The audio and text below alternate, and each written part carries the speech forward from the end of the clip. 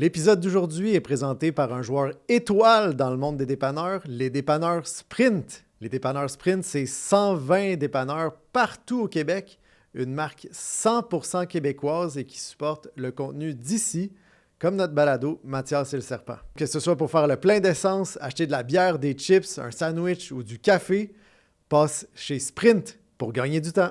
On a tous déjà vécu l'enfer du débarquement d'avion. Tu marches comme un zombie dans l'aéroport, tu essaies désespérément de te connecter au Wi-Fi public qui marche jamais pour trouver ton chemin. Ou pire, tu craques, puis tu rallumes tes données et tu te ramasses avec une facture d'itinérance qui coûte littéralement plus cher que ton billet pour le Japon. Nous, on a officiellement pris notre retraite de ce jeu-là. Maintenant, on ne jure que par Saily. C'est une application d'eSIM mondiale et honnêtement, c'est du génie. C'est fait par la gang de Nord Security, donc niveau sécurité et fiabilité, on n'est pas dans le doute. C'est du solide. Choisis confortablement avant de partir. Le forfait permet d'être connecté dès l'instant où l'avion se pose. Pas besoin de courir après une boutique louche pour une carte SIM physique ou de gosser après un trombone pour ouvrir ton téléphone. C'est simple, c'est sécurisé et surtout, ça ne coûte pratiquement rien. Si tu as un voyage qui s'en vient, fais-toi un cadeau pour ta santé mentale. Utilise le code promo LESERPENT au moment de payer. Ça te donne 15% de rabais sur ton premier achat. Tu peux scanner le code QR à l'écran ou juste télécharger l'appli Saily. Tous les détails sont dans la description. Avec Saily, Mathias et le Serpent, tu vas enfin pouvoir voyager l'esprit léger et ton portefeuille intact.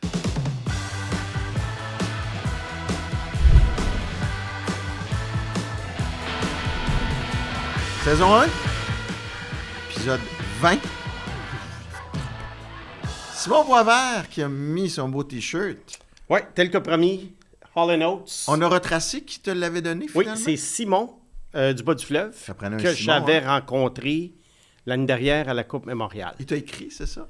Ben, je l'ai vu dans les commentaires YouTube. Ah, OK, parfait. Alors, c'était bel et bien lui. Et puis, Taylor Hall et Adam Oates, une gloire du passé. Ouais. Taylor Hall qui joue encore.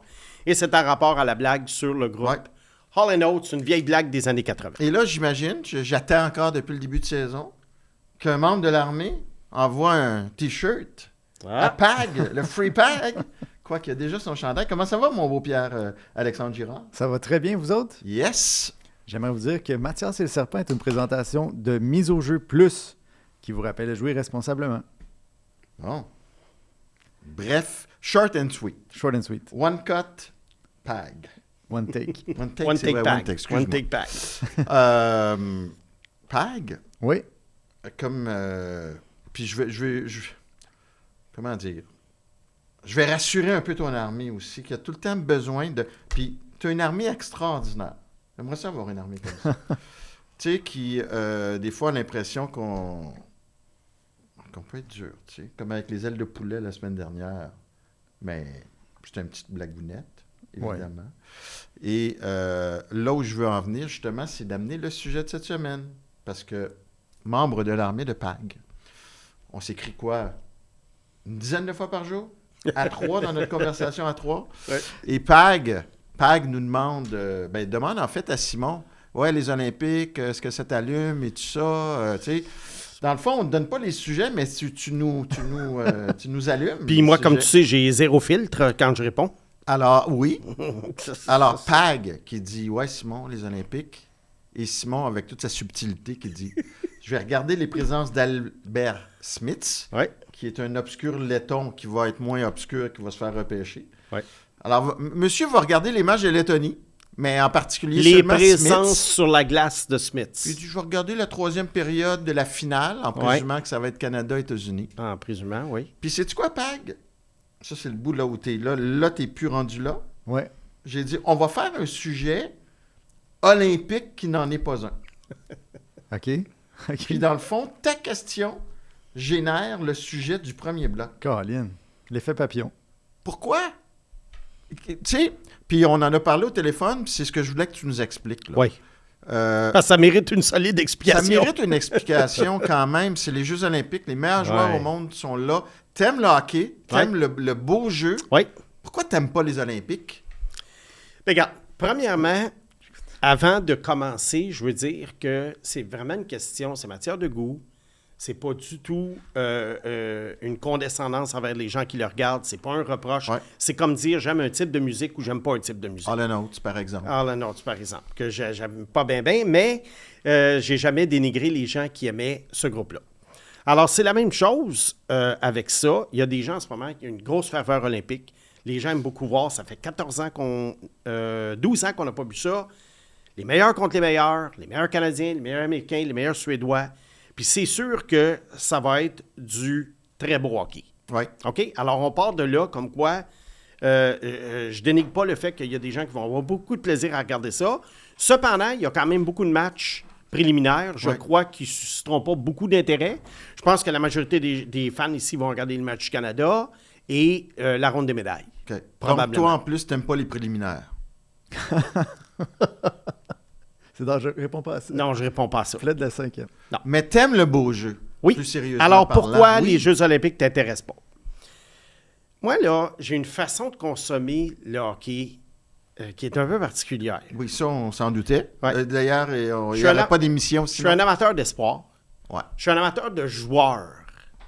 Dans le sens que j'aime évaluer les joueurs.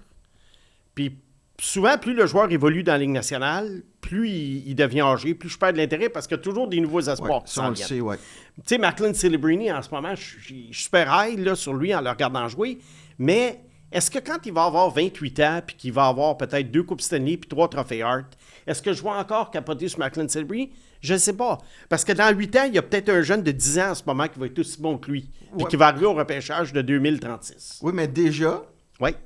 il est sur le premier trio à l'aile Oui, avec tout à McDavid, fait. puis il t'intéresse plus. Bien, il m'intéresse dans le cadre, c'est ça que je vais expliquer. Oui.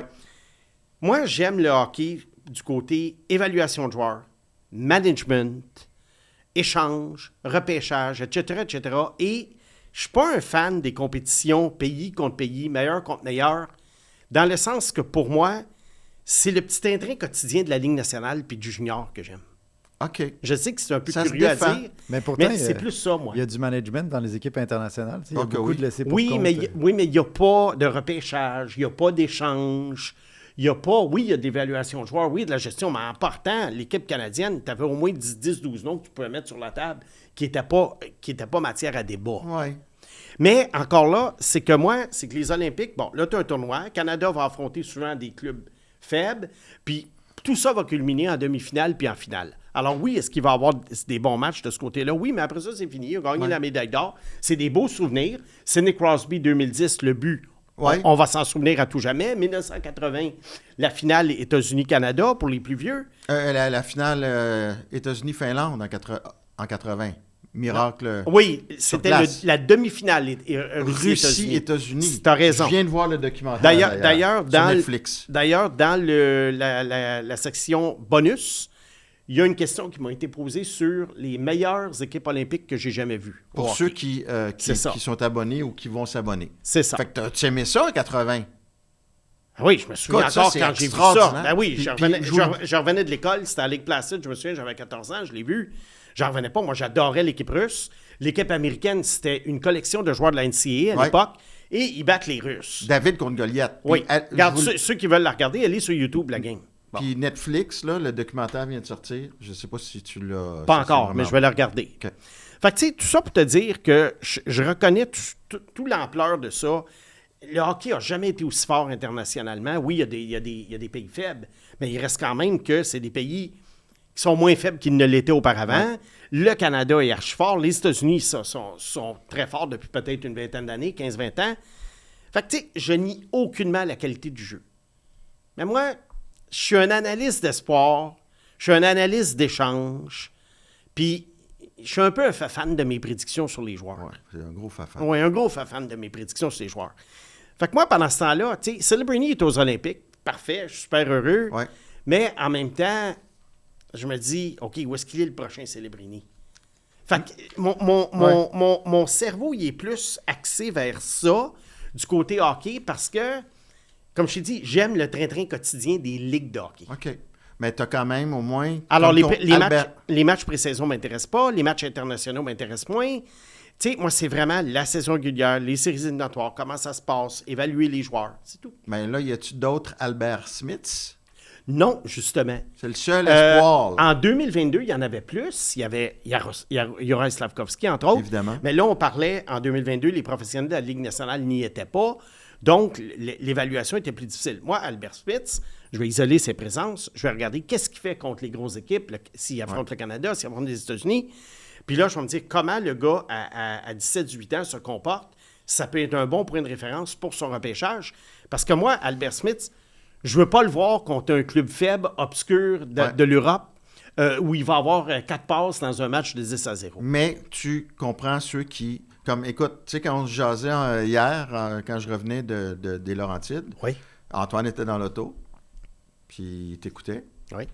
Il a le droit, c'est la famille. Tu m'avais pas dit ça, par exemple? Non. Que j'étais sur speakerphone? Puis il m'a dit, garde, moi, là, la France, Oui. je veux voir Texier, OK. puis je veux voir la France, peu importe contre qui, puis encore plus contre les gros pays.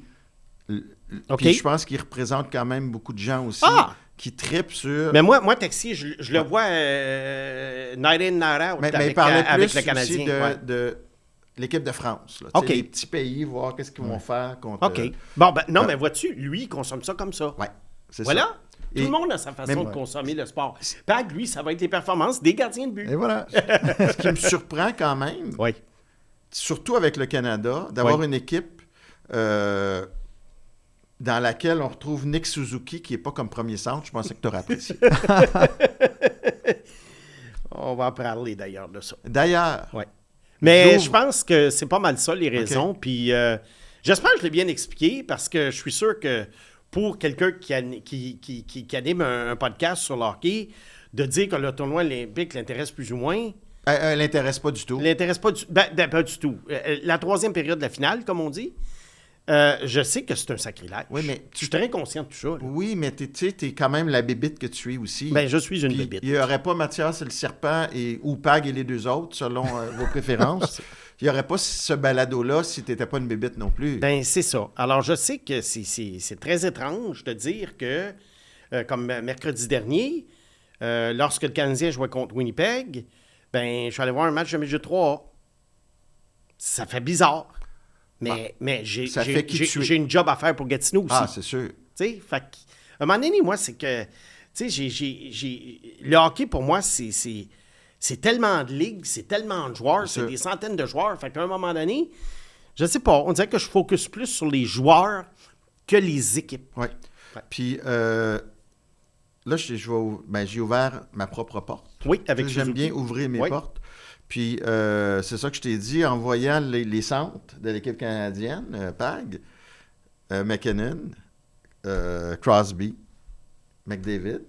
J'ai dit, tiens, quelle belle occasion pour Simon de nous identifier. C'est qui? C'est 12 centres numéro 1. Ouais. Puis là, Simon était en furie. Parce qu'il dit, là, tu veux que je te raconte pourquoi j'aime pas les Olympiques. Tu veux que je fasse mes 12 centres. Tu viens de me scraper mon bloc, le serpent en liberté. C'est vrai, Ben, j'avais j'ai dit, pensé regarde, à les ça. grands Ouais. esprits se Ben, rencontrent. la raison pour laquelle c'était quelque chose dont je voulais parler, c'est parce que ça fait quelques semaines que dans les commentaires, on me dit « OK, Snake, Suzuki, pour toi, c'est pas un centre numéro 1. C'est qui d'abord un centre numéro 1? Donne-nous ta liste. » Bon. Fait que là, j'ai dressé une liste et avant, je vais faire un petit préambule. Ah oui, je me rappelle que tu m'as dit ça, oui. Oui. J'ai parlé à un recruteur en fin de semaine qui m'a taquiné un peu sur Suzuki. Et puis, lui, il m'a dit, Suzuki, c'est un centre numéro 1.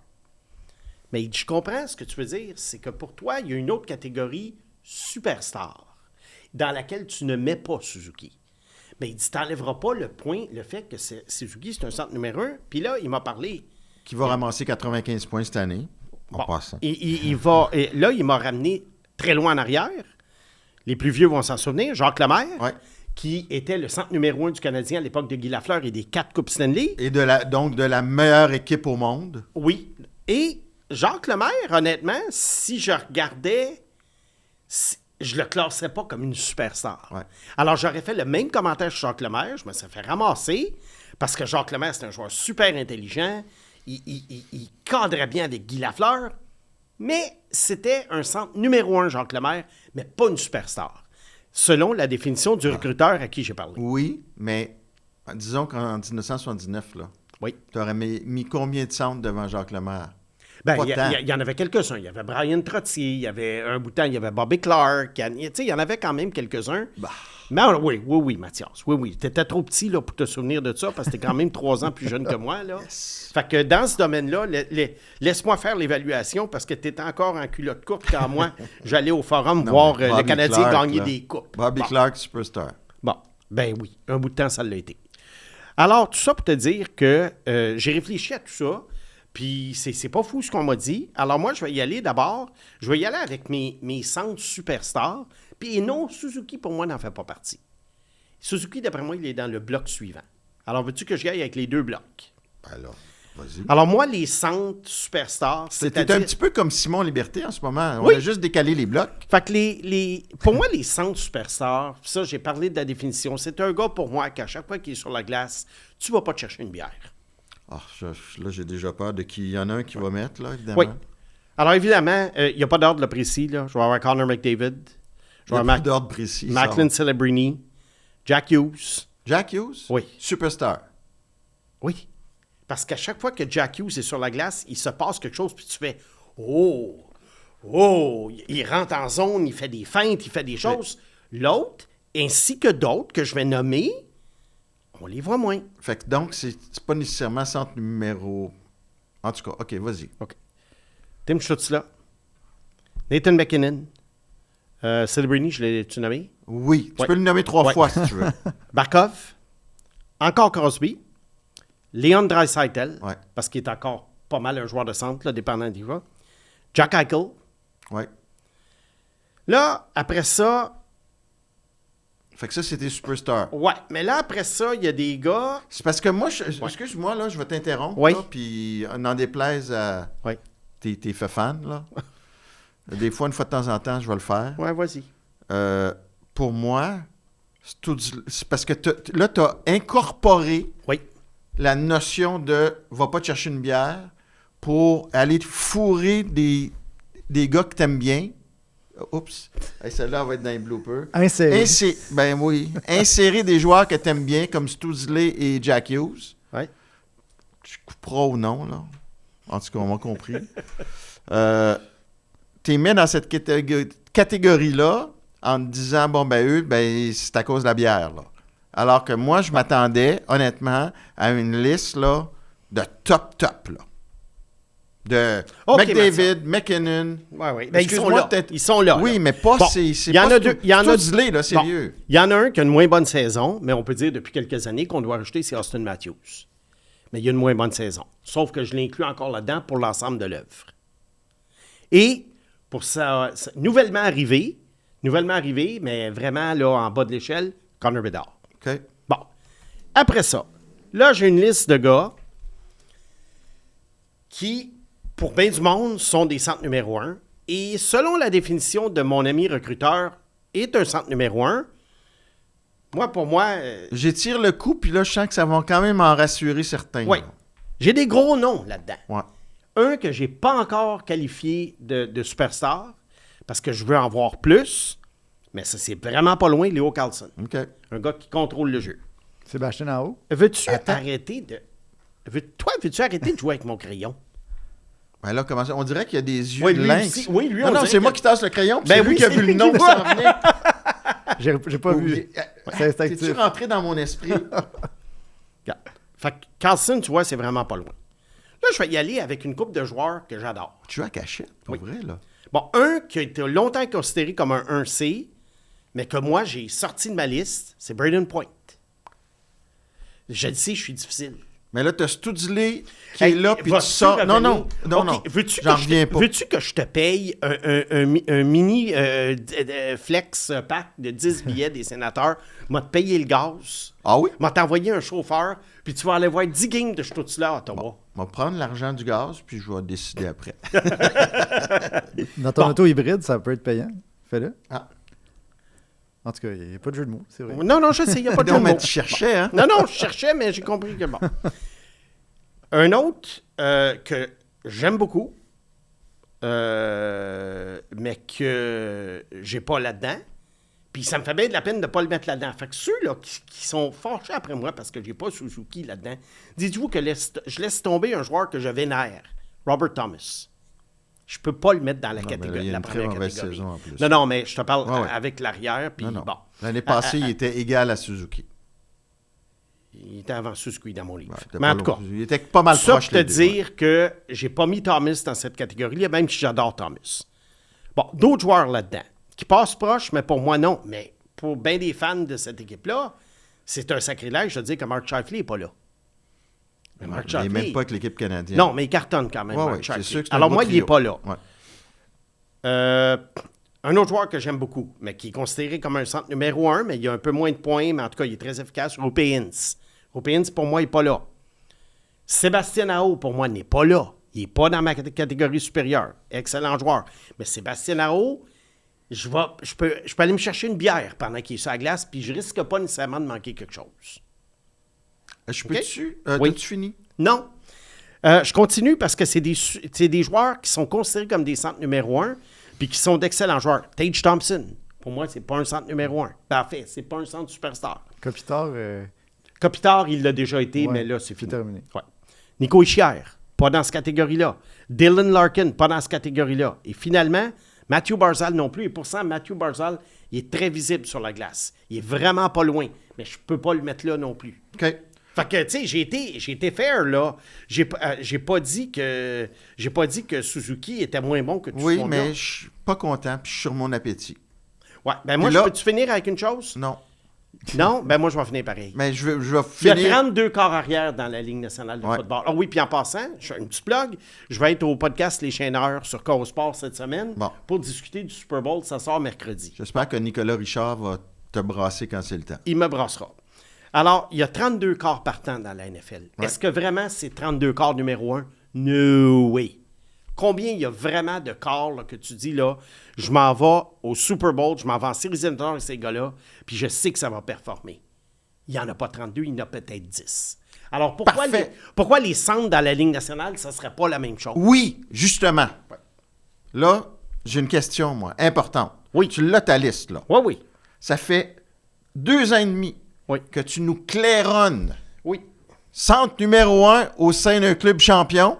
Oui. Puis là, la première journée où on t'offre de t'expliquer, Oui. mais c'est rendu la catégorie centre numéro 1 dans le temps que tu peux pas aller te chercher une bière parce qu'il est spectaculaire. OK. Nomme-moi tes centres numéro 1 au sein d'un club champion. Oui, mais un club Non, pas de champion, oui, mais- Mathias. Ben oui, mais là, Mathias, il y avait McDavid Draisaitl à Edmonton. Attends. Mais Draisaitl devient un numéro 2. Oui, mais c'est un centre numéro 1 au sein d'un club champion? Oui, mais... Non, il n'y a pas OK. de oui, mais. Là, tu vas encore m'arriver avec tes Ryan O'Reilly à Saint-Louis en Non! 2019. Centre numéro 1 au sein d'un club champion. Regarde, Qu'est-ce moi, que je ça vais, te, veut je, vais dire, te, je vais te la faire, ma liste. ça? Laisse-moi tranquille. Je vais te la faire. Puis tu vas voir, il n'y aura pas Suzuki. Ah oui, vas-y. On a jeu de droit, moi aussi. Oui, oui, fais-la. McDavid. 1. Celebrini. McKinnon. Barkov. Crosby. Draisaitl. Eichel. Point. J'en ai 8. Bon, ben t'es pire que moi, tu en as moins. Merci, bonsoir. Oui, mais t'en as moins que moi. Oui, mais c'est ça. Moi, mais est-ce que les fans vont te sauter dessus? Moi, je me fais harceler depuis que j'ai dit ça. Bon. Puis toi, avec 8 gars, On verra. Le jury, notre jury tranchera. Puis moi, c'est pas pour être plus fin, mais c'est pour te dire, regarde, là, tu me changes pas tes catégories, là, à... je me comprends dans mes catégories. Oui, toi, tu te Mais comprends. d'ailleurs, Simon, il y a juste une incongruité, moi, que je trouve Vas-y de donc. mon côté, c'est Vas-y la donc. présence de Barkov dans cette description-là. Pourquoi? Je te dis que c'est une incongruité parce que la plupart des gars que tu as nommés, c'est vraiment des puissances offensives, là, Oui. des cerveaux qui sont Oui. vraiment dirigés vers l'attaque. Puis Barkov, c'est plutôt un candidat reconnu pour le trophée Selkie. Oui. Fait que je me demande, lui, sa présence, comme comparé, mettons, pourquoi lui est là plus qu'un autre si, mettons, il n'y a pas eu des saisons vraiment épiques au niveau statistique, par exemple. Au niveau statistique. Parce qu'encore là, Barkov, quand il est sur la glace, il se passe quelque chose. C'est un train, Barkov. Il rentre dans la zone, puis c'est un train. Un peu comme Kopitar à ses beaux jours. Ouais. Kopitar non plus n'a jamais eu des statistiques à tout casser. Non, exact. Mais tu C'est sais, ça. mettons, sinon, dans un autre gars qui drive le jeu, un Tage Thompson, il peut être dans cette optique-là aussi. Non. Non. Puis il drive le jeu, mais Tage Thompson, pour moi, c'est pas un joueur... c'est pas un joueur dominant quasiment à tous les matchs. OK. Puis là, mettons qu'on passe à l'avenir, les gars. Oui. Y a-tu un de Zarovski ou Age qui peut rejoindre dans cette liste-là? Ben, Zarovski ne jouera pas au centre. Tu penses? Non, il ne jouera pas au centre. Zarovski ne jouera pas au centre. Non. Puis Michael Hage, va-t-il rejoindre cette catégorie-là? Non. Non, Non. ça serait surprenant. OK, moi, j'ai une autre question. Oui. Disons Braden Point. Oui. Y a-tu un joueur là, dans tes spectaculaires, la bière, là, Oui, ta catégorie bière, Oui, oui, oui. que tu échangerais pour Braden Point Tu veux dire que je préférais avoir Braden Point? pour gagner une Coupe Stanley? Le Braden Point actuel. Ben, le Braden Point Pas des le 5 Braden Point de 2021. dernières années. Le Braden Point actuel, non. Non, je garde ma gang que je t'ai donnée. Oui, je garde Tim Stützle avant Braden Point. That's it, that's all. Avant, évidemment, Suzuki, ça tu nous l'as dit 1000 fois. Oui. Avant Leo Carlson. Tu veux dire Stützle? Oui. Carlson, ça s'en vient.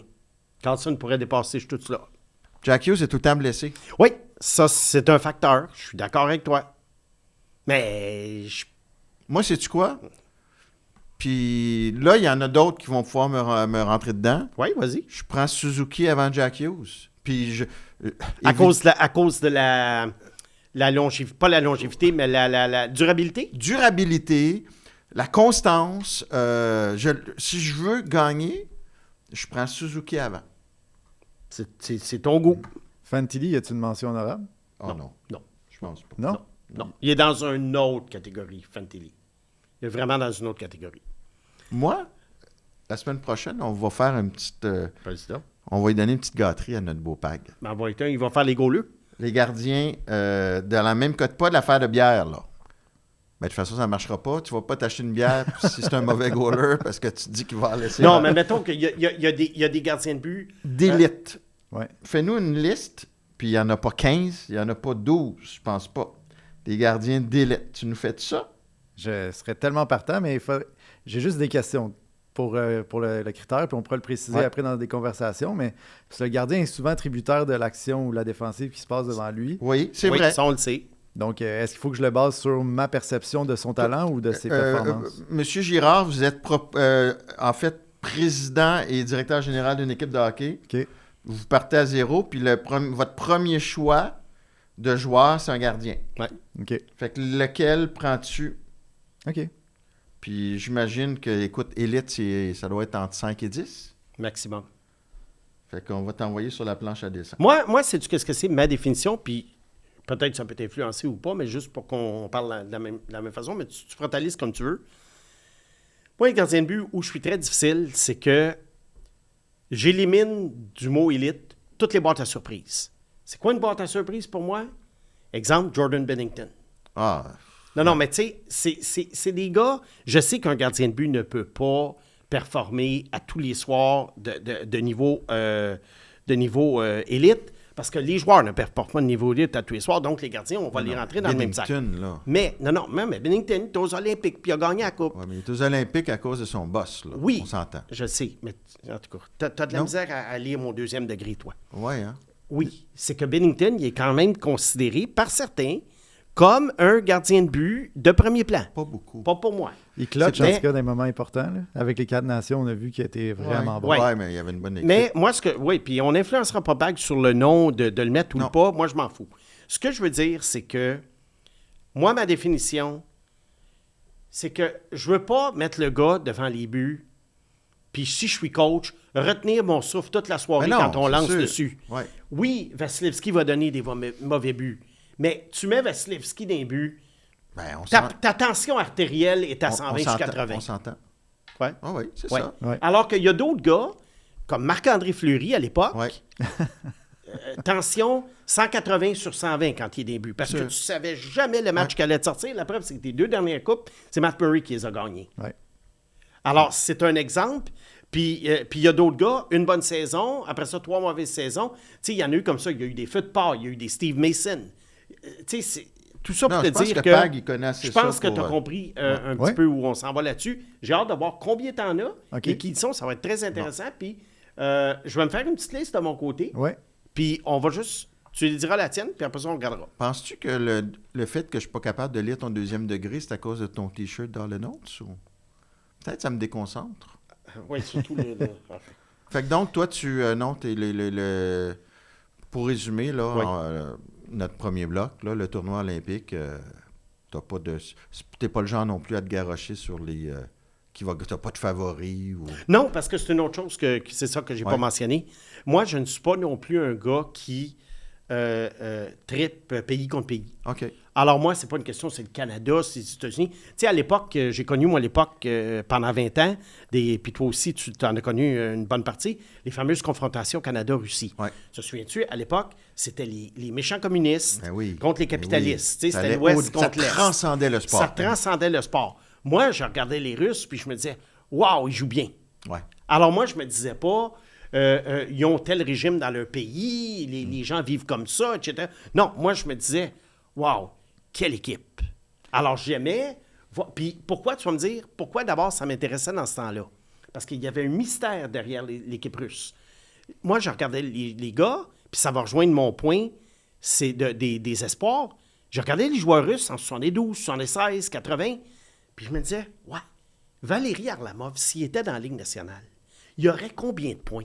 Puis ça, je me souviens, on en parlait des fois au dîner, les jeunes, ensemble, en 6e année, secondaire 1, puis on disait, aucune idée. On regardait les cartes de hockey, bon, Guy Lafleur, 125 points, puis là, on se disait, Harlamov, il y en aurait combien? Il y en aurait-tu 130? Il serait-tu le meilleur joueur de la Ligue? Puis c'est ça qui était intéressant. Il y avait un mystère Tretiak. Est-ce qu'il y aurait 20 blanchissages par année comme gardien de but? Est-ce qu'il gagnerait le trophée visiteur chaque année? Il était-tu vraiment meilleur que Ken Dryden? Tu sais, il y avait une spéculation. Là, moi, voir Philippe Forsberg aux Olympiques pour la Suède, je le connais, Philippe Forsberg. Puis là, il va jouer avec un tel, puis un autre que je connais, pas Léo Carlson, mais enfin, tu sais ce que je veux dire. Fait que moi, pour moi, voir une collection de joueurs que je connais déjà, je préfère les voir dans leur équipe respective. Et quand ils jouent ensemble, c'est des équipes assemblées très rapidement. Oui, ça peut donner du beau jeu, mais en même temps, on le voit dans les tournois juniors. Regarde au tournoi junior, Michael Misa, qui est pas très bon, il revient à San Jose dans le contexte de son équipe, et il joue bien depuis qu'il est là. Fait que, moi qui est un évaluateur de joueurs, voir Celebrini avec McDavid, ça va donner quoi? Ça fait Frankenstein un peu, là. Non, mais tu sais, t'assembles des pièces ensemble puis t'espères que ça fasse un trio. Alors que Celebrini, il joue avec Will Smith. Il va jouer 80 matchs avec Will Smith pendant des années. Moi, c'est ça que j'aime voir. OK. Mais parlant des Olympiques, les gars, Oui. Simon t'a relevé quand même une phase de groupe que tu trouvais la plus intéressante. Alors, sur Mise au jeu plus, on retrouve le Paris cette semaine qui terminera au premier rang du groupe B. Donc, on se questionne à savoir, est-ce que ça va être la Suède, la Finlande, la Slovaquie ou l'Italie qui va sortir en avant dans le groupe B? Bon, je pense qu'on va enlever le tel de là. Ah oui? Oui, Mathias. Mamma mia! La Slovaquie, des fois, ça, c'est le genre d'équipe, des fois, qui peut aller gruger un point. Parce que c'est le système 3-2-1, évidemment, 3 points. Ouais. Des fois, c'est une équipe qui peut aller gruger un point. Tu es un fait fan de Slav en plus, c'est parfait. Oui. Hey, c'est vrai, Slavkovski est là. C'est vrai, Slavkovski est là. Pensé. Oui, mais Slavkovski, là, je le connais. Là. Mais ça va être le fun de le regarder avec la Slovaquie, là, quand même. En tout cas, moi, je vais avoir du fun à le Pourquoi, regarder. Mathias? Non, mais Peut-être c'est ça aussi. que je dis. Ben oui. Vous allez avoir du fun, les Ah gars. Je suis content que vous ayez du fun. Puis la C'est comme France, les gens qui allaient voir All Notes. Là, j'étais content pour La eux. qu'ils aient France, du on fun. a des amis français. Ben oui. On a puis des amis Alexandre italiens. Texier, puis Ben ben oui, ça va Ben être... Regarde, c'est bien correct, ça. Fait que tout ça pour te dire que Suède, Finlande, Slovaquie, moi, je pense que... Je ne sais pas qui va gagner. Moi, c'est plus difficile à prédire qu'on le pense. Les preneurs olives donnent la première place à la Suède en ce moment. Évidemment. Ouais. La Finlande, deuxième. La Finlande, deuxième, troisième. Slovaquie, troisième. Fait que, tu sais, c'est pas nécessairement que la Suède va regagner ses matchs, la Finlande va gagner ses matchs en 3 points, puis après ça, ils vont s'enfronter. Il n'y a rien de certain Ouais. là-dedans. Mais il y a Kapanen avec la Finlande, ça peut faire pencher la balance aussi, là. Ben, écoute, s'il fait 2 buts sur des En ce retours de moment, il est lancer pas dans- ou des filets ouverts En ce moment, il n'est pas d'important. à 2 contre 1, là. Je pense que ça va être plus serré qu'on pense. Je ne sais pas qui va gagner le groupe. De toute façon, les 2 premiers s'en vont en ronde des médailles, je crois. Je pense que c'est comme ça que ça marche. J'ai toujours aimé la Suède, moi. Toi, tu penses que la Suède va gagner? Ouais. Oui. Bon, bien, on va annoncer tout de suite qu'il n'y aura pas de bloc Simon en liberté cette semaine parce que tu as tout dit dans le premier. As-tu gardé les... Toi, tu dois tout le temps voir les affaires. J'ai toujours des sujets parce que je suis souvent inspiré par nos auditeurs. Ah. Alors, avant de passer à ça, juste des petits points rapides. Gavin McKenna, on se rend compte que tout ça est un peu... tu sais, quand on parlait de 20 ans de prison, là, c'est un petit peu anticipé. Ben, ça, déjà, ça Ouais. me surprenait Ouais. de voir ça. Il y en a qui ont fait des blagues. Il y a des recruteurs qui aimeraient peut-être ça, justement, qui ont bien aimé le fait qu'il démontre du caractère. Ouais, mais là, ben, peut-être que le gars, peut-être que le tannant devant lui, il mesurait 5 pieds 2, pesait 45 livres aussi. Là, On ne tu sais. sait pas. On connaît pas. Alors, tout ça pour dire que côté hockey, je pense que ça ne nuira pas à Gavin McKenna du côté de son rang de repêchage. Un retour rapide sur l'échange de Panarin. Liam Greentree, je pense que dans le meilleur des cas, c'est un joueur de milieu d'alignement. Et je ne sais pas qu'est-ce qu'ils C'est ont... quand même généreux. Tu penses Dans qu'il va le jouer dans la Ligue meilleur nationale? des Penses-tu cas. qu'il va jouer dans la Ligue nationale? C'est pas 100% certain. Mais je suis certain qu'il va commencer dans la Ligue américaine l'année prochaine. Sauf que c'est un gars, le problème avec Liam Greentree, c'est que certains moments, il est éblouissant, puis d'autres moments, il disparaît. Ouais. Et ça, ce genre de joueur-là, habituellement, n'a pas des longues carrières, mais on lui donne quand même des essais parce qu'il se trouve dans l'équipe. À un moment donné, il y a une bonne séquence, 4-5 matchs, on se dit « Wow, c'est un vol ». Après ça, il se retrouve dans la Ligue américaine, il revient, il repart. C'est peut-être ça qui va se produire. Juste pour situer un peu les gens, je sais que la plupart le savent, mais Greentree, à la veille du repêchage de 2024, évidemment, le Canadien a échangé avec les Kings. Ouais. Les Kings avaient le 21e choix, le Canadien avait le 26e. Et là, on s'est dit, il y a un joueur intéressant autour de 21. Alors, on a donné un choix de 2 supplémentaires. Et le Canadien était très heureux parce que Michael Age est encore disponible à 21. Les Kings ont choisi Greentree à 26 et le gardien Carter George, 57e. Il y a quand même un 22e bel tour espoir. avec Ouais. le choix. Et ben c'est ça, Greentree passe aux Rangers pour Artemi Panarin. Oui, les Kings, qu'est-ce que ça leur donne? Ben, ils remplacent un peu Kopitar au point de vue salaire, au point de vue tout, au point de vue attaquant de premier plan. Mais les Kings, pour moi, ça tourne en rond, mais avec Ken Holland, il ne faut pas être surpris. Les Rangers, c'est catastrophique, non? Comment ils vont faire? Ben, les Rangers, peut-être couler quelques années, puis faire comme les Sharks, les Ducks, les Hawks, J'ai aimé le commentaire de JT Miller, mais pas que j'ai aimé son commentaire était révélateur. Tu sais, on lui a demandé comment peuvent se replacer, puis écoute, le gars, il n'a pas de réponse. Il a dit, peut-être revenir dans un meilleur état d'esprit. Écoute, son langage corporel voulait dire, s'il vous plaît, échangez-moi. Mais est-ce que tu fais confiance à Chris Drury pour reconstruire les Rangers? Je sais pas. Il a l'air d'être un... Non, mais je veux dire, c'est parce que ce qui arrive, c'est que démolir, c'est facile. Puis il y a des fois des gens qui font des belles démolitions, puis après ça, on a confiance en eux pour reconstruire, puis ça floppe. Alors, il faut faire attention. Oui, mais là, il rentre. Tu sais, puis je sais qu'il y a les clauses de non-échange, puis le non-mouvement ça va être difficile. Ne l'aident pas. Mais pour tous les gars qui sont partis, les Kreider, les Trouba, les Panarin, il y a les mains vides, là. Oui, à cause des conflits internes et ces trucs-là. Alors, regarde, peut-être qu'il ne sera pas Qu'il là. l'a provoqué lui-même en passant. Oui, mais là, tu vois que Kreider a dit que ça s'était fait dans la grande classe, son échange des Rangers. Bon. Anyway. Mon sujet, les Pingouins. Il y a un auditeur, excusez-moi, il y a un auditeur, il y a quelque temps, qui voulait qu'on parle du processus des Pingouins. Processus. Oui, lui, ce qui le fascinait, c'est que les Pingouins n'ont pas suivi souvent ce que les équipes qui approchent de la reconstruction font. Échanger les très vieux joueurs, il faut appeler ça comme ça pour le hockey. Les Pingouins ont 3 très vieux joueurs. Oui. Bon. Carson n'est pas jeune non plus. Et Carson n'est pas jeune non plus.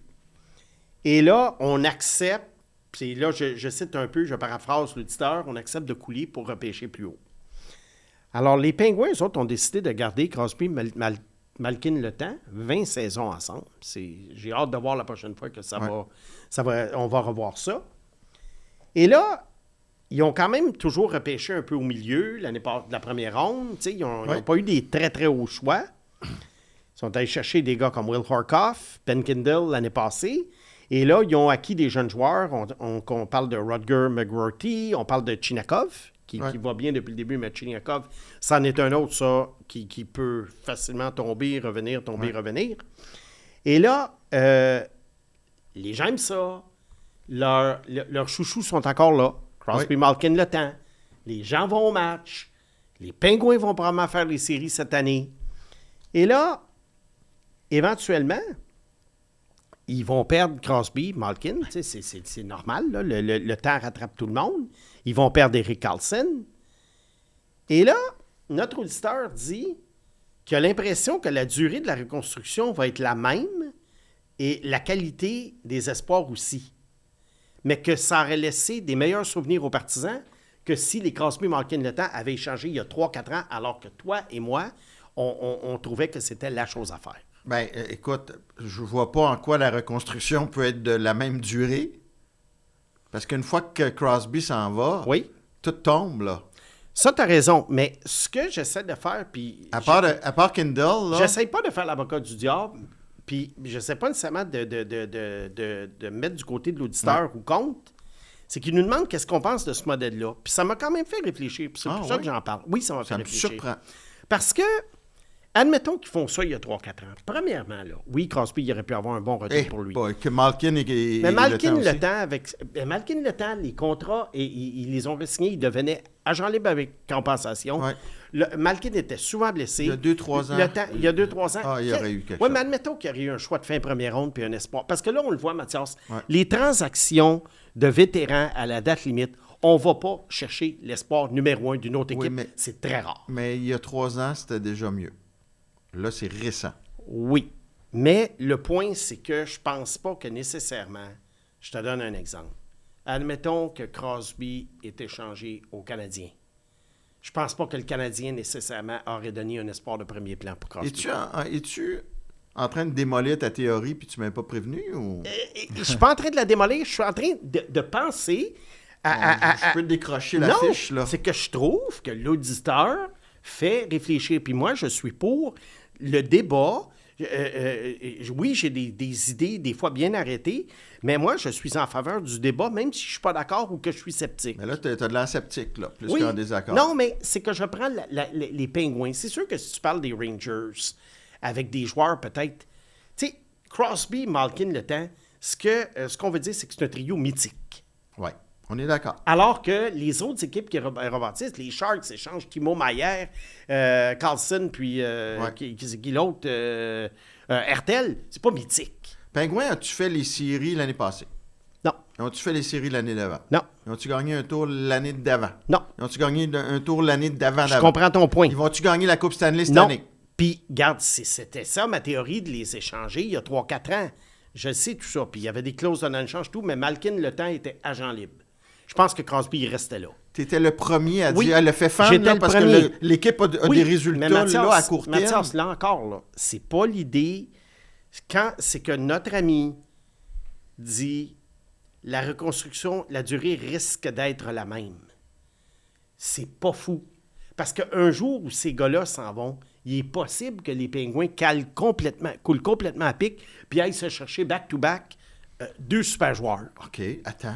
Tandis qu'à ce moment-là, admettons qu'ils échangent tout ça, puis... Il y a 3 ans? Oui. Puis ils repêchent premier il y a 2 ans?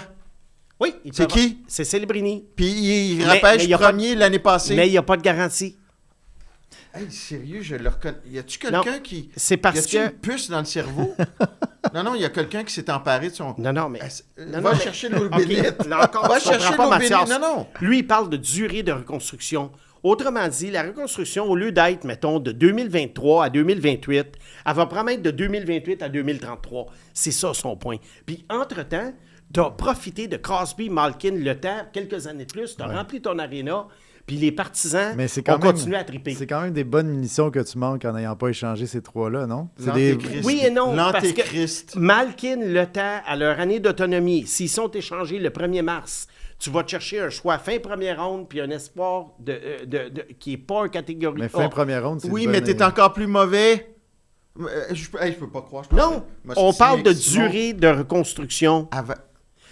On parle de durée de reconstruction. Elle va être plus longue, évidemment, de toutes les années. Elle ne sera pas plus longue, elle va être pareille. Elle va avoir lieu juste plus tard. Mais tu n'auras pas eu Celebrini, disons. Non, mais il va en avoir d'autres. Oui, mais elle va être plus longue, c'est ça, parce qu'on a attendu 3-4 ans de plus. Ils ne sont pas en reconstruction en ce moment.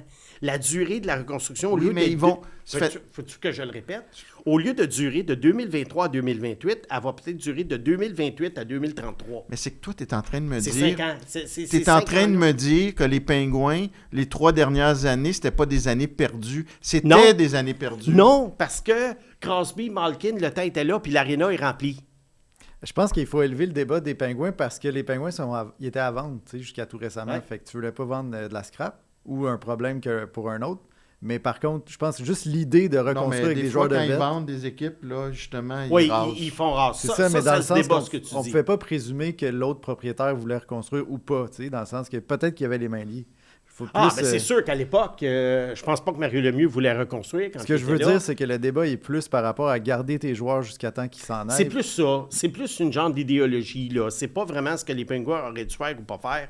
C'est plus une idéologie de quand tu as un trio mythique comme ça, est-ce que tu prolonges la durée de vie du trio mythique, donc que tu retardes la reconstruction, ou tu préfères y aller tout de suite, tirer le Band-Aid, OK. puis la faire immédiatement? Moi, c'est sûr que je suis d'accord pour la faire immédiatement. Je fais juste dire que notre ami auditeur me fait réfléchir dans un cas relativement particulier qui est celui de Crosby, Malkin, Le Temps. Et est-ce que tu réfléchis de la même façon avec Stan Bowman à Chicago, avec Kane, Taze et Duncan Keith? Tu vois, pour moi, Kane, Taves et Duncan Keith, c'est pas mythique. La preuve, c'est qu'ils sont partis. À part... Parce que Ils, ont t'as tous, Crosby, là. ils sont tous partis. Jonathan Taves a pris un congé parce que, bon, il était malade, mais on l'a laissé aller. On lui avait dit à ce moment-là, on ne renouvelle pas ton contrat. Bye-bye, il est parti comme joueur autonome. Patrick Kane, on l'a échangé pour pas grand-chose. Puis Duncan Keith, on l'a échangé à Edmonton pour un choix de deuxième ronde. Donc, on a fait le pire des deux. On n'a pas fini la run avec eux, puis en même temps, on les a pas échangés assez tôt. Alors, eux, ça a mal été géré parce que Kane, Taves, Keith, si tu veux les inclure un peu dans une genre de sous-catégorie de Crosby, Malkin, Le Temps, ils sont même pas restés jusqu'à la fin. Bon. Je vais accepter les condoléances sur YouTube. J'ai perdu mon Simon. Tu pourras aller prendre une bière avec Martin Lemay ce soir. Moi, je suis occupé. Avec Martin Lemay. Oui, Martin qui était pro-pingouin, on touche pas à... Je suis encore pro reconstruction Non. Pingouin à l'époque. Je fais juste dire que c'est vrai que la reconstruction ne va être que reportée. Est-ce que j'aurais aimé mieux la faire avant? Oui. Mais toi, tu as l'impression de dire que s'il l'avait fait là, en 2023, ça a été rapide. Puis si elle commence en 2028, elle va finir en 2042. Plus efficace. Pas sûr de Bon, ça, moi. Pas Pas sûr de ça. On va passer à ton prochain Oui. point, Martin. Simon, excuse-moi. OK. L'espoir de la semaine, un jeune homme qui a été repêché en 2006. Alors, on est dans le un peu plus moderne. Québécois Angelo Esposito. Alors, Angelo Esposito, c'est une histoire qui commence très jeune, dans le sens que il est allé jouer à l'âge de 14 ans pour l'équipe de Shattuck St. Mary's. Shattuck St. Mary's, c'est de l'équipe où Sidney Crosby jouait avant de s'en venir à Rimouski. Le centre mythique. Alors, il s'en va aux États-Unis. Pour Vincent jouer. Lecavalier ou c'était Vincent Lecavalier est allé là. Donc, c'est une école, même encore aujourd'hui, qui attire d'excellents joueurs de partout aux États-Unis et du Canada. Alors, Angelo Esposito, 95 points en 51 matchs dans les moins de 16 ans, à l'âge de 14 ans. Fait que là, Alors, tu l'avais déjà sur ton radar. Là. Oui, c'est là que j'ai commencé à le regarder. Parce que j'aime toujours quand les joueurs performent et qui sont un an plus jeunes que la majorité des joueurs de la Ligue. Alors, on parle, exemple, un midget 3A de 14 ans, on va porter une très grosse attention à un joueur comme ça. Tristan Luneau en était un, par exemple. Et là, en 2004-2005, il gradue au U18 à l'âge de 15 ans.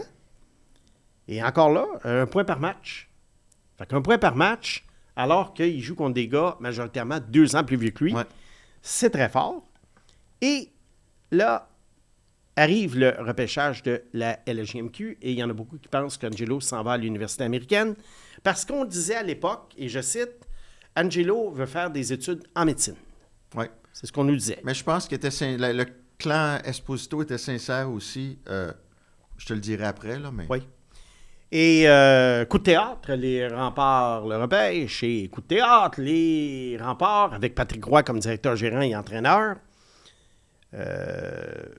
accueillent Angelo Esposito dans leur rang à l'âge de 16 ans, où il connaît une saison de 98 points en 57 matchs. Wow. Il jouait alors avec Alexander Radulov, entre autres, et Marc-Édouard Vlasic. Et Esposito, à ce moment-là, est le préfavori pour être repêché numéro 1 en 2006. On va parler des joueurs de 2006 tout à l'heure, beaucoup qui jouent encore aujourd'hui. 2007, hein, excuse-moi. Excuse-moi, c'est 2007. Merci Mathias. Et là, la saison 2006-2007 commence. Angelo est premier sur toutes les listes, comme Gavin McKenna l'était, comme Connor McDavid l'était. Et là, on se dit, wow, la prochaine vedette québécoise, qu'on n'avait pas eu quand même depuis longtemps. Et là, ça va un petit peu moins bien. 60 matchs, 79 points. Donc déjà, il y a une régression statistique, mais il y a surtout un plafonnement dans son jeu. Et là, il y en a qui disent, c'est parce que Radulov n'est plus là, c'était donc le produit de Radulov. Il y en a qui ont dit ça. Canadien a le 12e choix, là, ça rêve à Esposito. Oui, parce que là, il commence à descendre, dégringoler Esposito dans les classements. Alors, le soir du repêchage arrive, 2007, Patrick Kane sort premier, James Van Riemsdyk deuxième. Et là, on voit ça que... Tiens, je vais aller justement au repêchage 2007, juste pour faire une petite... Kyle Turris, 3e. Une petite nomenclature, c'est ça. Et là, le Canadien, à ce moment-là, si tu te rappelles, avait 2 choix de première ronde. 12 et 22. Oui. Alors, en 2006... Mais dis-moi, je sais quasiment par cœur, tu peux me le dire. Alors, Kyle Turris, et là, les Kings de Los Angeles causent une surprise. Au 4e rang, Thomas Hickey, un gars qui était classé vers la fin de la première ronde, mais qui était naturellement très haut sur leur liste. On a vu éventuellement qu'il s'était trompé. Le joueur un défenseur défensif repêché 5e, Carl Alsner. Exact. C'est quelque chose que tu vas voir beaucoup moins maintenant, un défenseur défensif repêché dans le top 5. Je pense qu'il y a des équipes qui ont eu leur leçon. Et là, suivent ensuite Sam Gagné, Jakub Voracek, des Moussets d'Halifax, donc qui est... Jamais on aurait pensé au début de la saison qu'un joueur de la LHJMQ, que Angelo ne serait pas le premier joueur choisi. Là, je pense qu'il n'y a pas Hamill à Boston aussi. Là. Zach Hamill, qui a eu une grande carrière de 20 matchs à Boston. Logan Couture, ensuite, ça c'est correct. Keaton Ellerby, un défenseur honnête, mais sans plus, qui a joué une coupe de matchs. Et San Jose, je me rappelle, pour Couture, avait donné là, un paquet de choix pour monter. Oui, et Logan... Ils n'avaient pas de choix de premier tour. Logan, qui a eu une belle carrière, qui a été coupé court par les blessures, malheureusement. 11e choix, Caroline. Bon, OK, c'est peut-être le temps, tu sais, d'Angelo. Ben non. Brandon Sutter, encore là, un gars qui a eu une honnête carrière comme joueur de bottom six. Et là, c'est le choix du Canadien. Et là, il faut choisir un Québécois. Parce que l'année d'avant, on le sait déjà après un an que David Fisher, ça n'a pas été un bon choix. Et Claude Giroux. C'est ça. Alors là, il y a une grosse pression pour prendre Angelo. Puis je dois te dire que dans ma tête, c'était acquis pour moi. Mais toi, j'étais c'était pas ton choix à 12? Non, mais j'étais... Non, moi, à 12, tu vois, j'aimais beaucoup le Russe Alexis Cherepanov. OK. Qui est décédé. Qui est décédé sur le banc. Crise cardiaque une couple d'années plus tard. Sinon, j'aimais bien l'Arcellaire qui est sorti 13e. Ouais. Alors, c'est à peu près là que je me serais orienté. Et là, le Canadien choisit un défenseur d'école secondaire américaine, comme David Fisher, Ryan McDonough. C'est la consternation. Ouais. Je pense qu'on peut retourner sur YouTube, voir les réactions. C'est fou. Le soir du repêchage, c'était complètement fou. On s'est dit, ça n'a pas de bon sens. Toi, au journal, c'était comment, Mathias? Ah non, écoute, je me rappelle de Bertrand Raymond. Parce que là, ça... Écoute, les Pingouins ont rendu service aux Canadiens en repêchant Esposito au 20e rang. Oui, parce que le Canadien choisissait 22e. Oui. Alors, il y aurait eu une autre pression pour choisir le 22e. Là, ils ont pris Pacioretty. Ils ont pris Pacioretty. Et si je peux me permettre une parenthèse de Mathias en liberté. Vas-y donc. C'est que moi, tu sais, j'avais ma ligue d'été à l'époque que j'ai eu pendant 10 ans. Fait que tous les joueurs de la Ligue nationale, sauf ceux qui étaient dans la région de Québec l'été, puis les jeunes, ils venaient jouer. Puis là, je vais faire attention parce que, tu sais, Angelo, c'est le meilleur gars au monde. Là. Il est tellement fin.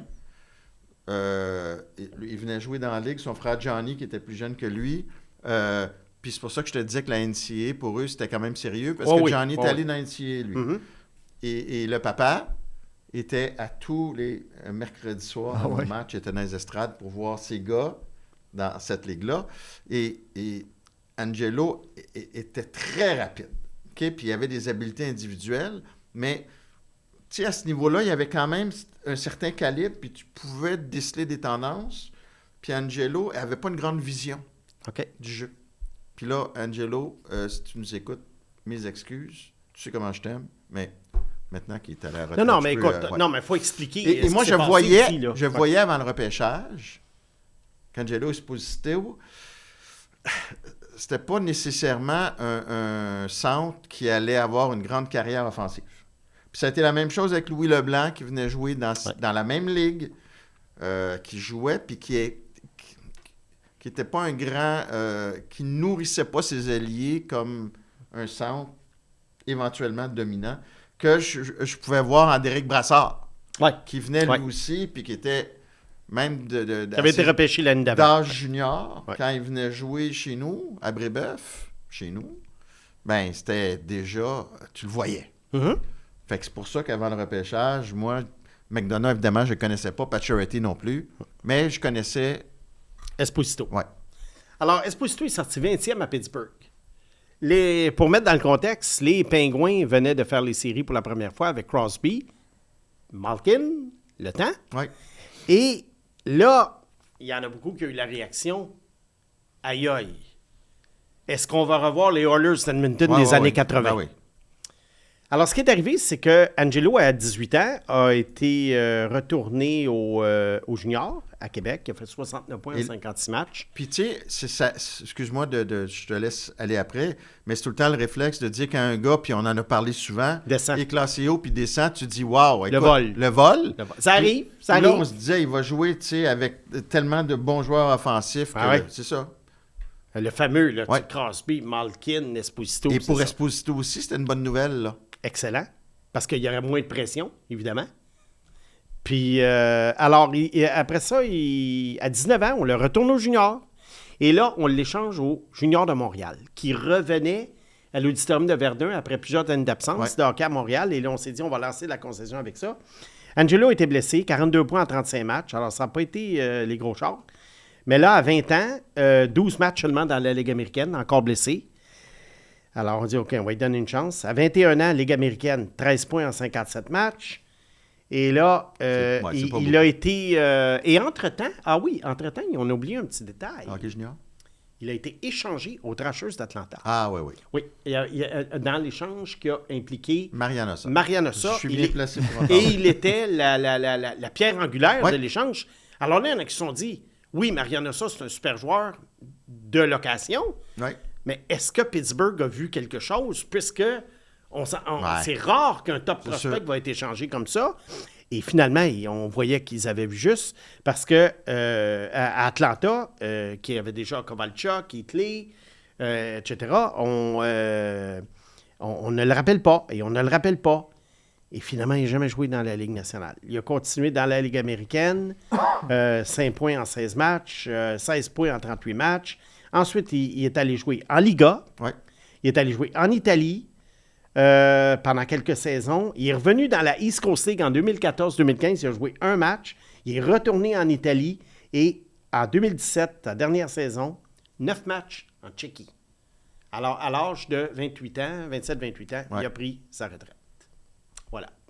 Mais tu sais, en ayant tant scruté, pensez-vous qu'il est devenu un moment donné sur Exposito ou ça s'est fait Quand même. normalement? Quand même. OK, c'est bon.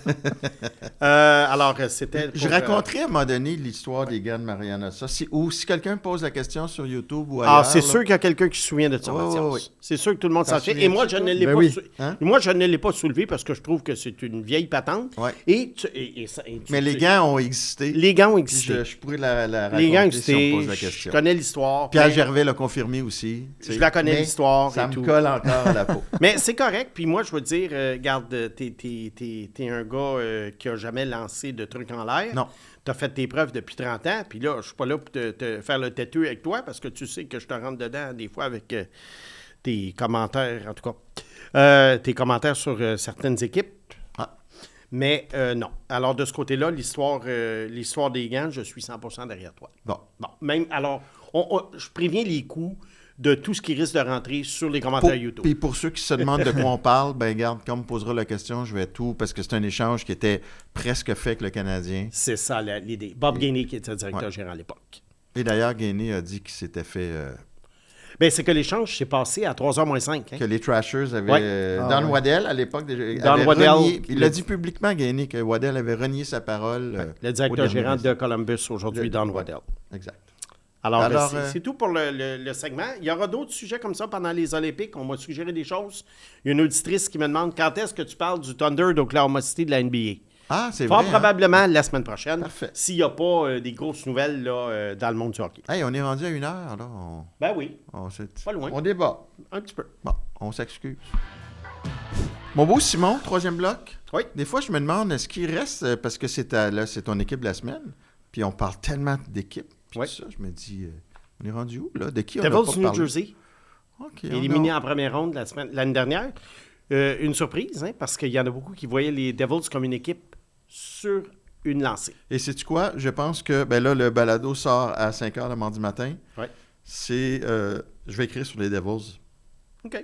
mardi matin dans la presse, OK. parce que je pense qu'ils méritent une petite Alors, tu t'inspireras de mes commentaires. taloche. Ouais.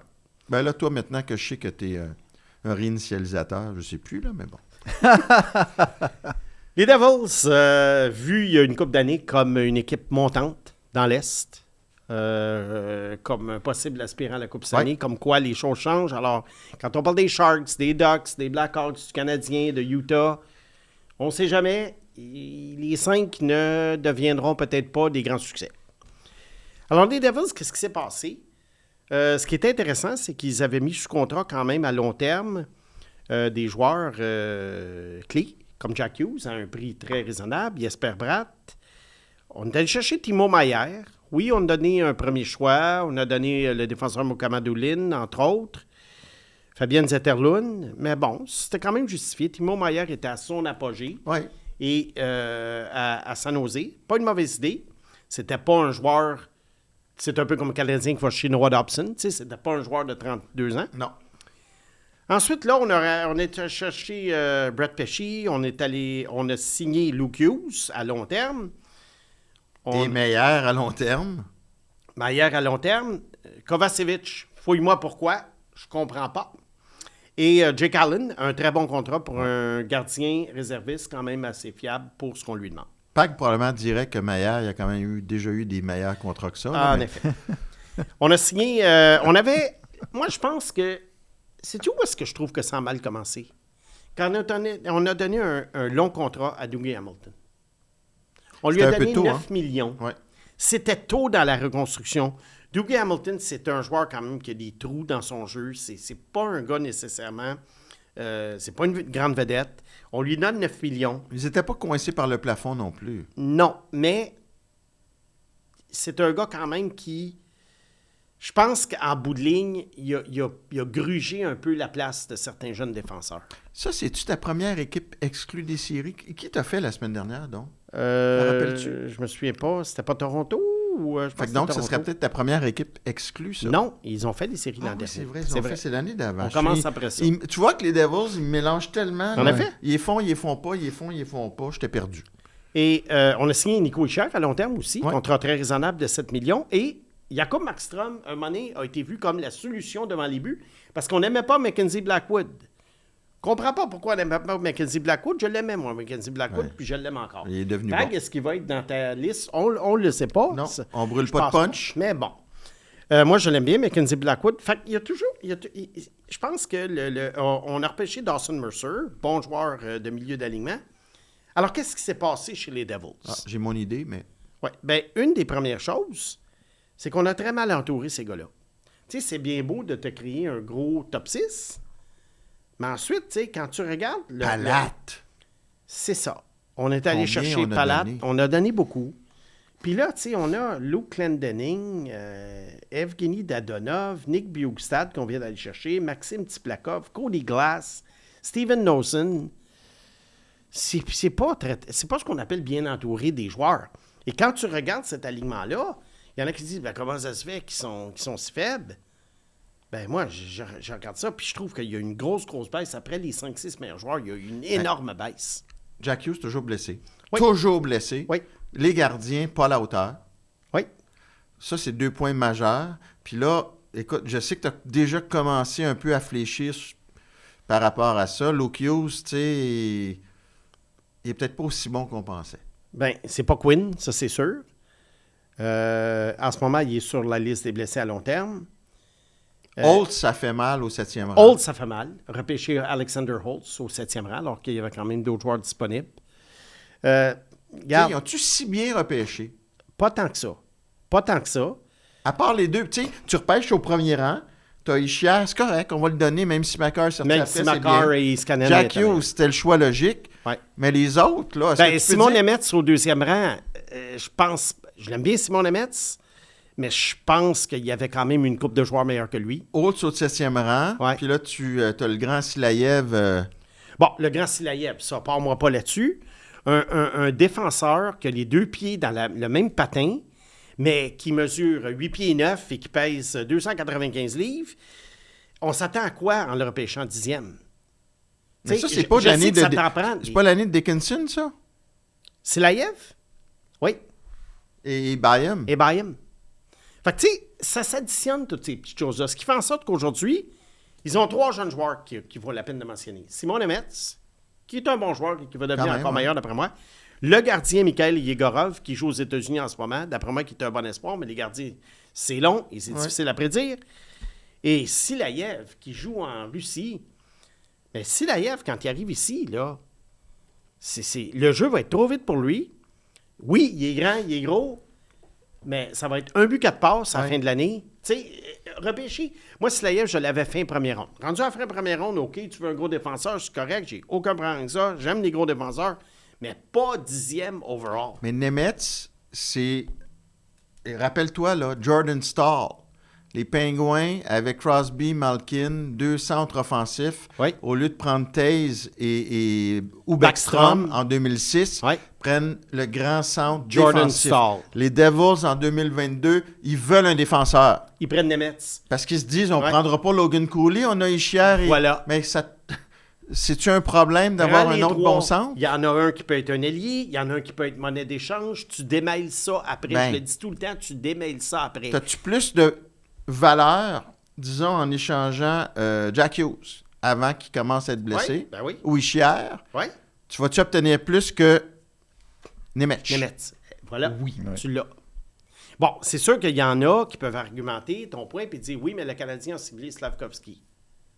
C'est leur meilleur joueur disponible. Voilà, parce que mais Kent Hughes avait dit à l'époque, on ne repêche pas pour aujourd'hui, on repêche pour le joueur qui va être dans Et- 4-5 ans. On le voit, le joueur qui est en train de Et le devenir. besoin, c'était au centre. Et le besoin était au Puis ils centre. se sont dit, nous, Ouais. on va chercher notre meilleur joueur disponible, C'est peu ça. importe la position.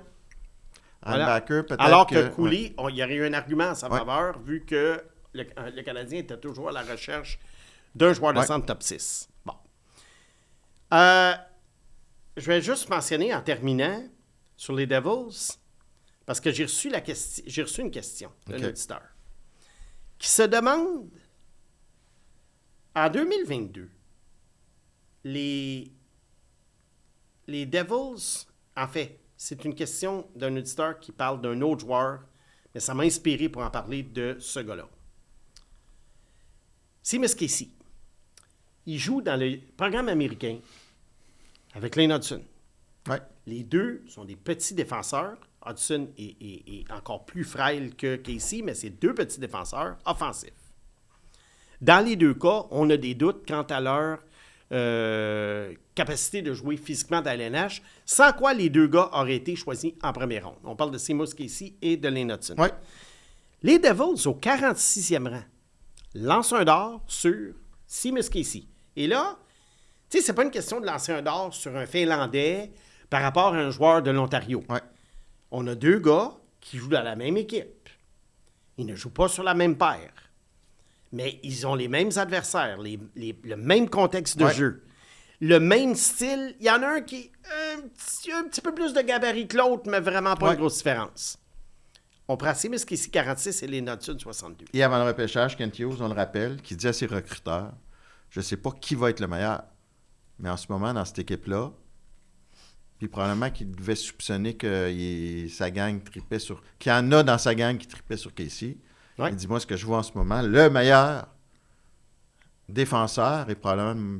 Il dit, le meilleur défenseur de cette équipe-là, c'est Lynn Hudson. Mais ils ont pris tout un risque en le laissant passer au C'est 26 sûr. et 33e Non, rang. c'est sûr. Mais quand on l'avait reçu, il avait même dit que c'est le meilleur joueur sur l'équipe. Oui, Lynn je pense Hudson. que oui. C'est Ouais. ça que en le disant, je cherchais. Alors, les recruteurs du Canadien ont vraiment pris Il une venait chance. d'arriver. Vraiment pris Il a décidé de faire confiance à ses recruteurs. Mais ce que ça prouve, puis là, tu vas me dire, Snake, tu cherches des excuses. Snake, Tu cherches des excuses. En plein ça. C'est que, tu sais, il y avait des sérieux doutes sur Lynn Hudson. Quand tu dis que c'est Miss Casey, qui est dans la Ligue américaine en ce moment, qui a très peu de chances d'atteindre la Ligue nationale parce qu'il ne cartonne pas du tout dans la Ligue américaine, il fallait vraiment qu'il y ait des gros doutes sur Lynn Hudson pour que si Miss Casey soit choisi avant lui, alors que les recruteurs avaient les deux joueurs dans la face en même temps. c'est sûr.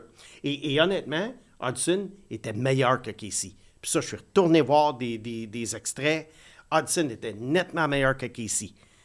Alors, est-ce que c'est... Puis Casey, il était pas gros. T'es-tu retourné voir aussi si Hudson avait plus de points que Macar? Ou... Ah, il est fatigué avec ça. Non, mais t'es-tu retourné voir dernièrement? Non, moi, là... Ok, continue. Achale-moi pas. Fait que c'est pour ça que il y avait vraiment des gros doutes, parce qu'en plus, Hudson avait été plus productif que Casey. Il était meilleur Ah, que ben Casey. oui, Puis c'est ça, sûr. tu vas dire, c'est facile à dire après. Non. Non, Quand tu on regardes le ça savait. objectivement, 3-4 ans plus tard, tu regardes ça et tu te dis, OK, il était bien meilleur. Relisez le clavardage de la presse ça en se peut-tu- 2022. mais donc, ça vient à dire que le physique de Hudson faisait vraiment peur aux recruteurs, puisque Seamus Casey, légèrement plus costaud, a été choisi 16 rangs avant lui, alors qu'il était définitivement beaucoup moins bon. Et d'ailleurs, qui a commencé dans la Ligue nationale, je pense qu'il y a 4 passes à ses 5 Oui. premiers matchs. Oui. Je suis sûr qu'il y a des poolers qui ont échangé des défenseurs pour chercher Seamus Casey. En plein ça. À leur plus grand regret. Fait que c'était ma parenthèse. Et dans la section Bonnie, qui s'en vient, il y avait un auditeur qui m'a posé une question à propos d'un autre petit défenseur offensif qui a été repêché la même année devant Hudson. Mon petit pack d'amour, Oui. vas-y fort. On débute avec JP Perron. Mon cher Snake, au début de l'année, Mathias t'a demandé si tu voyais encore Cole Caulfield comme un attaquant de deuxième trio, même s'il marquait 40 buts. Et tu lui as dit qu'il ne l'avait pas encore fait. S'il le fait cette année, le vois-tu encore comme un attaquant de deuxième trio? Oui, ben ma réponse est simple. Je pense que moi, je vais arrêter de parler de premier trio puis deuxième trio, puis je vais parler de attaquant numéro 1, attaquant numéro 2, numéro 3, numéro 4, numéro 5, numéro 6. Alors, j'avais toujours dit, moi, que Cole Caulfield, idéalement, devait être le 4e meilleur attaquant du Canadien. Et Suzuki, le 3e. Je voulais 2 gars en avant d'eux. Alors, moi, je ne change pas d'idée que Cole Caulfield, idéalement, doit être le 4e meilleur attaquant du Canadien. C'est un excellent marqueur, il est très opportuniste. Mais, pour moi, c'est un spécialiste de marquer des buts qui mesure 5 pieds 7. Et pour moi, dans une équipe championne, c'est le 4e meilleur attaquant de l'équipe et non le 2e. Donc, c'est un joueur de deuxième trio. Bien, pas nécessairement, parce que quand tu fais les trios, Mathias... Je veux puis juste là- rappeler aux gens, je t'interromps volontairement, je rappelle aux gens que c'est Simon qui choisit les questions. Là, tu choisis une question à laquelle tu ne réponds pas. C'est parce que moi, je Non, vois... non, mais tu réponds pas. Mathias, je vois un top 6, moi, comme un tout interchangeable. La preuve, là, on disait que Suzuki, Caulfield, Slavkovski, c'était coulé dans le béton pour les 10 prochaines années. Oups, on déplace Slavkovski. Est-ce que tu vas me dire que Slavkovski et Demidov, c'est vraiment des joueurs de deuxième trio? C'est des joueurs de premier trio. Oui. Alors, Et si Caulfield Suzuki... aussi. Bon, alors là, tu as 4 joueurs de premier trio Ouais. à Montréal? Ça va bien. OK, ça, c'est dans ton... Ça, c'est en tout cas... T'as changé, Simon. Non, c'est pas ça, Mathias. C'est que si, tu viens de le dire toi-même, il y a 4 joueurs de premier trio. Oui. Bon. Ben, ça se peut, une équipe qui a beaucoup de bons joueurs. Non, parce que oui, ça se peut dans ce sens-là, mais pour moi, Cole Caulfield doit être le 4e meilleur joueur d'une équipe championne. Point, on continue, Pac. Bon, ben, il répond pas, mais c'est son droit. My Life 1992.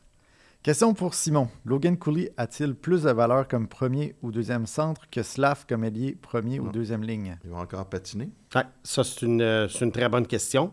Moi, je pense qu'il y a une plus grande rareté chez le genre de gars, le joueur qui est Slav, même si c'est un ailier. Il y a une plus grande rareté. Donc, pour moi, je pense que Slav a si je comprends bien la question, a une meilleure valeur dans ce qu'il est en ce moment que ce que Logan Poulet peut apporter à l'équipe. Bravo, Simon. Voilà. Tu t'améliores. Es-tu têteux? Bon. Johnny Coladrums. Ah oui? Quand on parle de développement, on va souvent blâmer l'équipe si un joueur n'atteint pas son potentiel. Exemple, Yakupov, Lafrenière, Kako. Par contre, si un joueur junior n'atteint pas son potentiel à l'âge de 18 ans, exemple Sean Day ou Joe Veleno, on parle rarement de l'équipe ayant mal développé et on accepte simplement que la responsabilité repose sur le joueur et les aléas de la vie. Pourquoi cette divergence entre notre opinion sur le développement junior et professionnel? Donnons-nous trop de poids au développement professionnel? C'est une solide question, hein? Oui, mais tu vois, Yakupov, on n'a pas blâmé les Oilers. On a juste dit que les Oilers ont mal choisi. Dans le cas de Lafrenière et Kako, je comprends, à cause de la pandémie et de l'espèce de loterie déformée, des chéris bizarres, ces deux jeunes-là se sont retrouvés avec des équipes, une équipe, les Rangers, qui aspirait au championnat. Donc, on leur a pas donné toutes les chances. Mais regarde, c'est que... Regarde, lui, ce qu'il veut dire, c'est que pourquoi, si un gars comme Veleno n'est pas devenu une grande vedette du hockey junior, pourquoi on est porté à blâmer son équipe junior? Son équipe de la Ligue nationale? Son équipe de la Ligue nationale, au lieu de blâmer son équipe junior. Ah, moi, je suis plus ou moins d'accord, même si, regarde, j'apprécie toutes les questions. Je trouve qu'on blâme plus les recruteurs que l'équipe, mais vas-y, si toi, tu as... Bien, non, mais j'essaie de répondre à sa question, à sa perception. Okay. La perception de Johnny. Okay. La raison pour laquelle, souvent, on va blâmer l'équipe professionnelle, c'est parce que lorsqu'un joueur est junior, oui, il est en développement, mais en général, le joueur junior, il est toujours placé dans des conditions relativement favorables pour dominer. Alors, un joueur junior, qui est une vedette, midget à 14-15 ans, il va avoir toutes les chances dans le junior de se faire valoir. Ah ouais. OK, je sais que des fois, tu peux tomber dans des moins bonnes organisations, mais c'est rare. Maintenant, En général, un joueur comme ça va arriver à 15-16 ans, on lui déroule le tapis rouge, on lui donne les clés de l'aréna, joue. Tandis que dans la Ligue nationale, là, il y a plusieurs contraintes. Sur quel trio on va le faire jouer? Est-ce qu'on le retourne au junior? Est-ce qu'on l'envoie dans la Ligue américaine? Tandis que dans le junior, comme je t'ai dit, on ouvre la porte puis on dit « Vas-y, joue ». Je comprends maintenant que tu viens d'y répondre. Je comprends la perception et je comprends la pertinence de la question et la pertinence de la réponse. Alors, Sean Day, c'est pas parce qu'on lui a pas donné sa chance dans le junior. Sean Day, il était... Vu qu'on parle de lui, moi, je pense que Sean Day, à 13-14 ans, il dominait à cause du fait qu'il avait un physique complètement hors de l'ordinaire pour un joueur de son âge. Et lorsqu'il est arrivé dans le hockey junior... Ben là, des grands gars costauds, il y en avait. Il a plafonné. Puis pas tellement qu'il a plafonné, mais que c'était un super patineur, mais c'était pas un super manieur de rondelle. C'est pas un super fabricant de jeu à la défense. Et c'est ça qui est arrivé.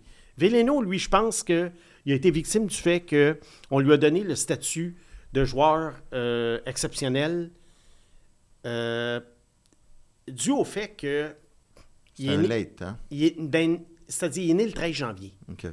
Il était à 13 jours, finalement, d'être admissible au repêchage de l'année en question. Donc, pour 13 jours, tu sais, s'il était né au mois de juillet, là, tu dis, OK, ça, c'est un vrai joueur exceptionnel. Il est un an plus jeune que les autres. Il était à 13 jours parce qu'au junior, juste pour expliquer aux auditeurs qui ne le savent pas, la date limite, c'est 15 septembre dans la Ligue nationale, mais dans le junior, c'est le 31 décembre. OK.